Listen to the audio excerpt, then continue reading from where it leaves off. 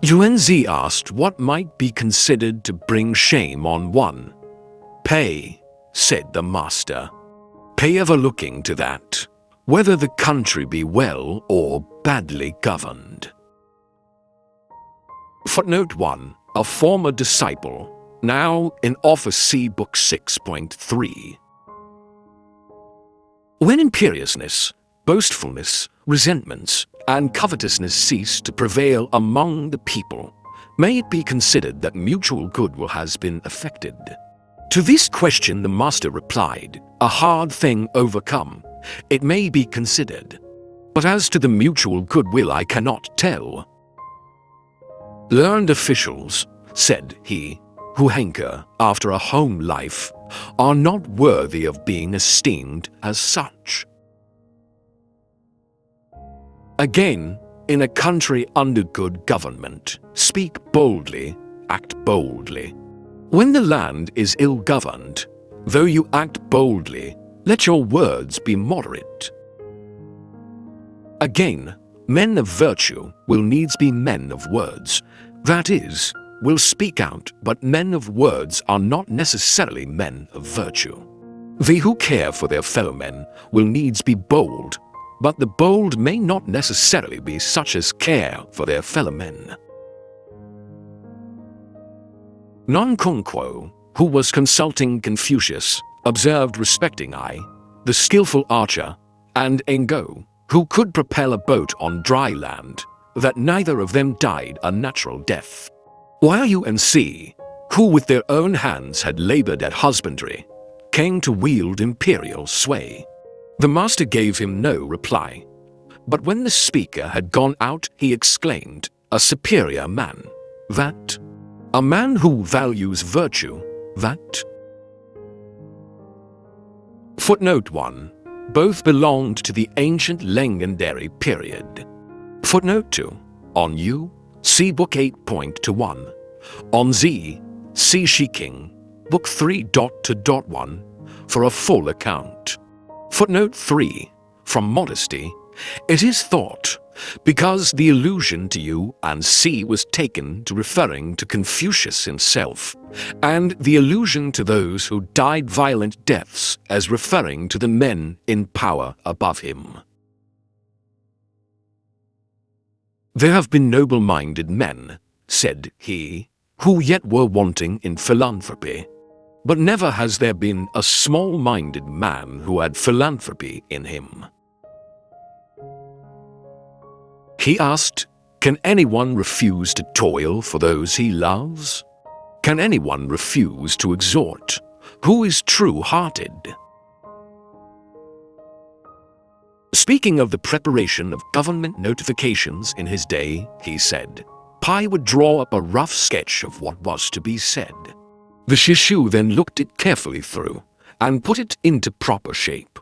Ziyu next, who was master of the ceremonial of state intercourse, improved and adorned its phrases, and Zichan of Tang Li added his scholarly embellishments thereto. Footnote 1. The third son and heir. To someone who asked his opinion of the last named, he said, he was a kind-hearted man. Asked what he thought of ZC, he exclaimed, "Alas for him! Alas for him!"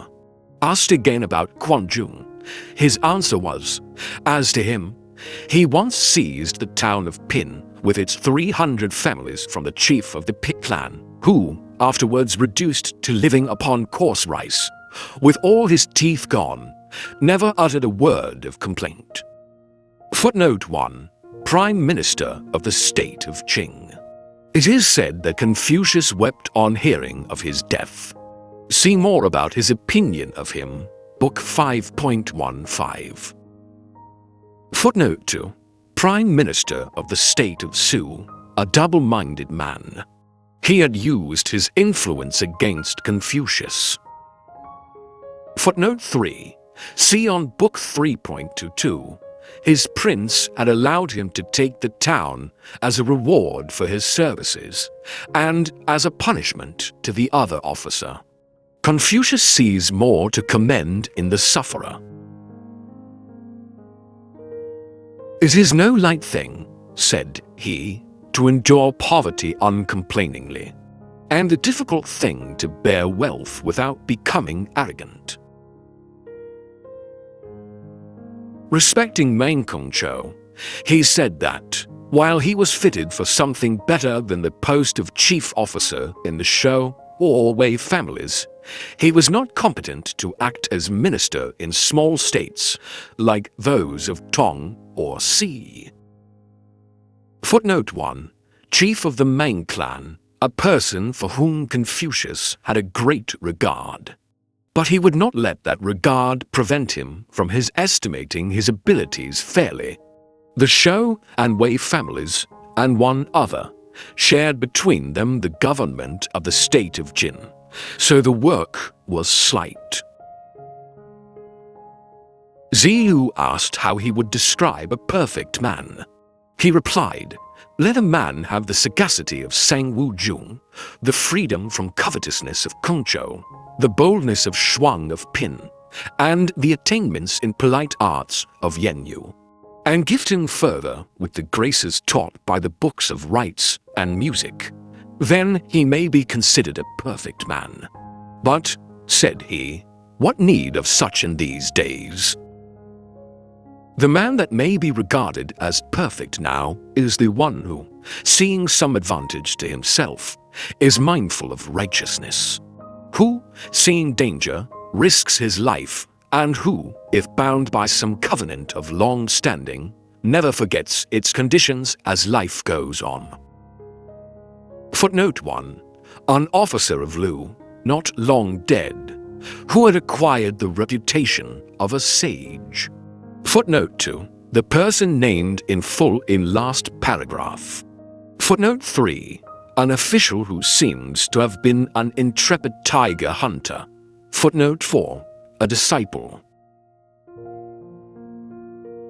Respecting Kung Shawan, the master inquired of Kung Ming Kia, saying, "Is it true that your master never speaks, never laughs, never takes aught from others?"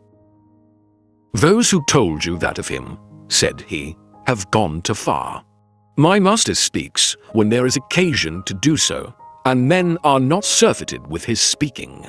When there is occasion to be merry to, he will laugh, but men have never overmuch of his laughing.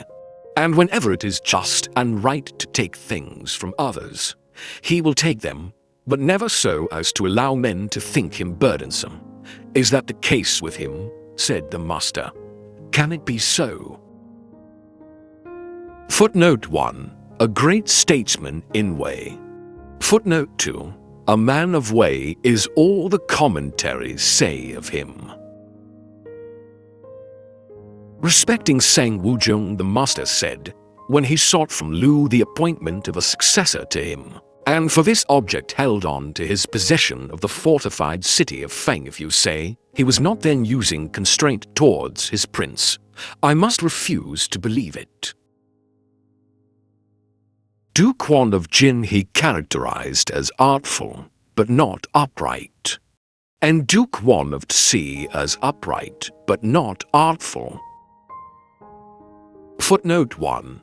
Both lived in the 7th century BC. Zilu remarked, when Duke Wan caused his brother Keir to be put to death, Shao Wa committed suicide, but Quan Jung did not. I should say he was not a man who had much goodwill in him, eh? The master replied, when Duke Wan held a great gathering of the feudal lords, dispensing with military equipage, it was owing to Quan Jung's energy that such an event was brought about. Match such goodwill as that, match it if you can. Footnote 1. Hereby hangs a tale. The two brothers were refugees during a time of disturbance in their own state, and Keir, the younger, was in Lu, accompanied by the two ministers, Shao Wa and Quan Jung. On the death of their father, one returned first to his home, took possession, and caused his brother, still in Lu, to be put to death. One of his attendant ministers, Shao, died with him by his own hand, and the other went back and served the surviving brother, in the end becoming very powerful in his influence over the whole empire. This was about BC 680. Zikung then spoke up. But was not Quanjung wanting in goodwill? He could not give up his life when Duke Wan caused his brother to be put to death. Besides, he became the Duke's counselor. And in acting as his counselor, put him at the head of all the feudal lords, said the master, and unified and reformed the whole empire. And the people, even to this day, reap benefit from what he did. Had it not been for him, we should have been going about with locks unkempt and buttoning our jackets like barbarians on the left. Would you suppose that he should show the same sort of attachment as exists between a poor yokel and his one wife, that he would asphyxiate himself in some sewer, leaving no one the wiser? Kung Sha Wan's steward, who became the high officer's scene, went up accompanied by Wan to the prince's hall of audience. When Confucius heard of this, he remarked, "He may well be esteemed a Wan." Footnote 1. See on paragraph 14. Footnote 2. That is, his master, recognizing his worth, did not think it beneath his dignity to appear there in his company. Footnote 3. See on Book 5.14 and Book 9.5. The master having made some reference to the lawless ways of Dukeling of Wei, Qi Kong said to him, "If he be like that, how is it he does not ruin his position?" Confucius answered, "The Zhongsha, Yu, is charged with the entertainment of visitors and strangers. The priest Du has charge of the ancestral temple, and Wang's son Kia has the control of the army and its divisions. With men such as those, how should he come to ruin?" Footnote 1. Some near relation of the Duke. He was the same person as the Kung Wan mentioned in Book 5.14. He once remarked, "He who is unblushing in his words will with difficulty substantiate them." Qinsheng had slain Duke Qin.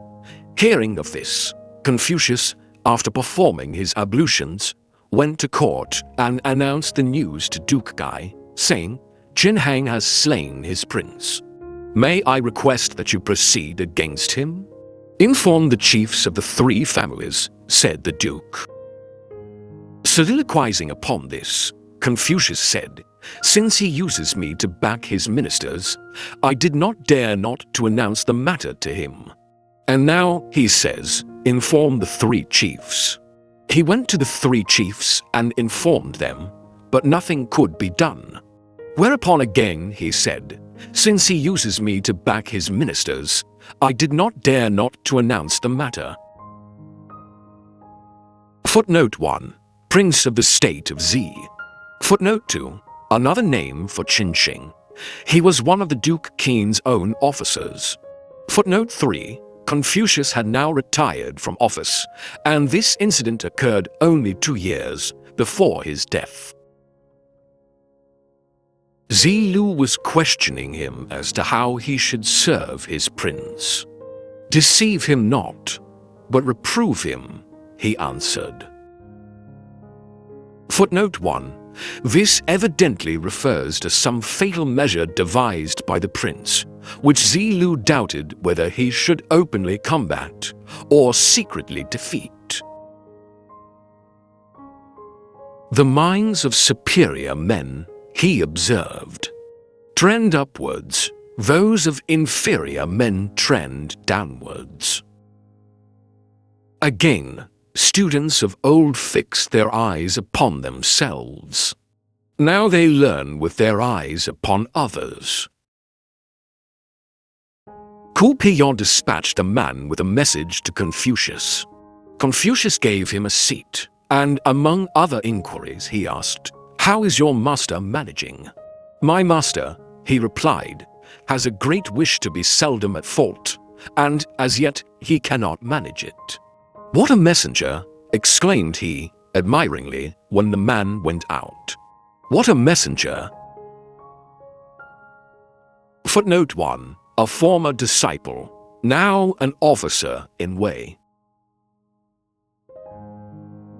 When not occupying the office was a remark of his, devise not the policy. The learned saying used to say, the thoughts of the superior man do not wander from his own office. Footnote 1. This observation is plainly intended to illustrate the one next preceding. It is a quotation from the Book of Changes, passage 50 to point 3. Superior men, said the master, are modest in their words, profuse in their deeds. Again, there are 3 attainments of the superior man which are beyond me, the being sympathetic without anxiety, wise without skepticism, brave without fear. Sir, said Zikung, that is what you say of yourself. Whenever Zikung drew comparisons from others, the master would say, "Ah, how wise and great you must have become. Now I have no time to do that." Again, my great concern is not that men do not know me, but that they cannot. Footnote 1. Of, it may be, but that there is want of ability in me to know them, the phrase 患其不能 is not quite clear. Compare Book 1.16. Again, if a man refrain from making preparations against his being imposed upon, and from counting upon others' want of good faith towards him, while he is foremost to perceive what is passing, surely that is a wise and good man. Wei Shangmo accosted Confucius, saying, "Here, how comes it that you manage to go perching and roosting in this way? Is it not because you show yourself so smart a speaker now?" "I should not dare do that," said Confucius. "'Tis that I am sick of men's immovableness and deafness to reason." Footnote 1. A man of the town of Wuxing in Lu, evidently a person of importance and age. The perching and roosting refers to the sage's visits to the different states. See introduction, page 23. "In a well-bred horse," said he, "what one admires is not its speed, but its good points." Footnote 1.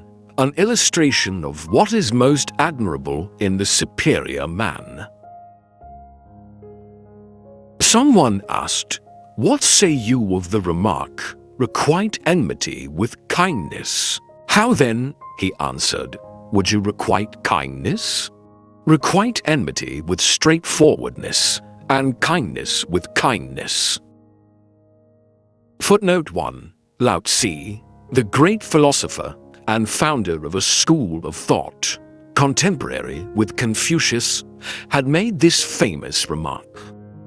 以德报怨 See his Tao Decking, translation by Dr. Chalmers, published by Trubner and Co., page 49.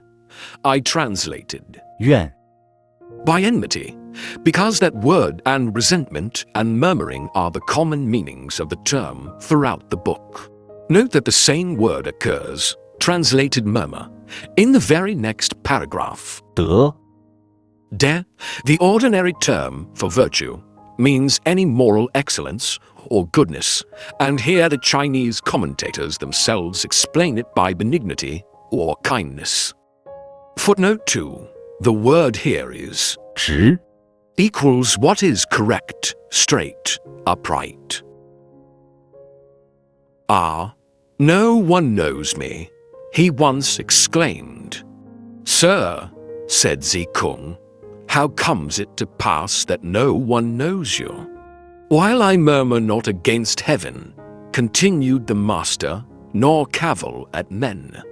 While I stoop to learn and aspire to penetrate into things that are high, Yet 'tis heaven alone knows what I am. Liao, a kinsman of the Duke, having laid a complaint against Zilu before Qigong, an officer came to Confucius to inform him of the fact, and he added, "My lord is certainly having his mind poisoned by his kinsman Liao, but through my influence, perhaps we may yet manage to see him exposed in the marketplace or the court." Footnote 1. I omit the text his name, which was Zifu King Pi. Footnote 2. As a dead criminal. Footnote 3. Destiny here might be translated heaven's will, though the word is simply decree. There are worthy men, said the master, fleeing from the world. Some from their district, some from the sight of men's looks, some from the language they hear. Footnote 1. All directed against the misrule and manners of the times. The men who have risen from their posts and withdrawn in this manner are 7 in number. Zilu, having lodged overnight in Shimun, was accosted by the gatekeeper in the morning. "Where from?" he asked. "From Confucius," Zilu responded. "That is the man," said he, "who knows things are not up to the mark, and is making some ado about them, is it not?" When the master was in way, he was once pounding on the musical stone, when a man with a basket of straw crossed his threshold and exclaimed, "Ah, there is a heart that feels, I drub the stone." After which he added, "How vulgar, how he hammers away on one note, and no one knows him, and he gives up, and all is over. Be it deep, our skirts we'll raise to the waist, or shallow, then up to the knee." What determination, said the master. Yet it was not hard to do. Footnote 1. A suspended stone in shape like an inverted V. Footnote 2. Said in the commentaries to have been one of those worthies, paragraph 39, who had fled from the world. Footnote 3. All these disjointed remarks would attract the attention of Confucius. Some were expressions of his own Book 13.20, Book 14.37, Book 5.26, Book 9.8, and the last 2 lines are from the Shiking 1.3.9. The man had plainly once been a disciple. Footnote 4. Confucius now recognizes the man, and is surprised, and yet not much so, at what good men in such times would give up. Zichang once said to him, "In the book of the Annals it is stated that while Cao Sung was in the mourning shed, he spent the 3 years without speaking. What is meant by that?" "Why must you name Cao Sung?" said the master. "It was so with all other ancient sovereigns. When one of them died, the heads of every department agreed between themselves that they should give ear for 3 years to the prime minister." Footnote 1. A king of the previous dynasty, known in the lists as Wu Ting. See Shiking 4.5.3. When their betters love the rules, then the folk are easy tools, was a saying of the master. Footnote 1. There are rhymes on the same words in the original, which look as if intentional. Zilu having asked what made a superior man, he answered, "Self-culture, with a view to becoming seriously minded." "Nothing more than that," said he. "Self-culture with a view to the greater satisfaction of others," added the master. "That, and yet no more. Self-culture with a view to the greater satisfaction of all the clans and classes," he again added. "Self-culture for the sake of all a result that would almost put you and shun into the shade." Footnote 1. The first reply is personal, as usual. Footnote 2. Compare Book 6.28. To Yuan Zheng, who was sitting waiting for him in a squatting disrespectful posture, the master delivered himself as follows: "The man who in his youth could show no humility, or subordination, who in his prime misses his opportunity, and who when old age comes upon him will not die. That man is a miscreant. And he tapped him on the shin with his staff. Footnote 1. A renegade who had gone over to Lao Tzu's followers. Someone asked about his attendant, a youth from the village of Kaiwe, whether he was one who improved. He replied, I note that he seats himself in the places reserved for his betters, and that when he is walking he keeps abreast with his seniors. He is not one of those who care for improvement. He wants to be a man all at once. Footnote 1. It is a habit with the Chinese, when a number are out walking together, for the eldest to go first, the others pairing off according to their age.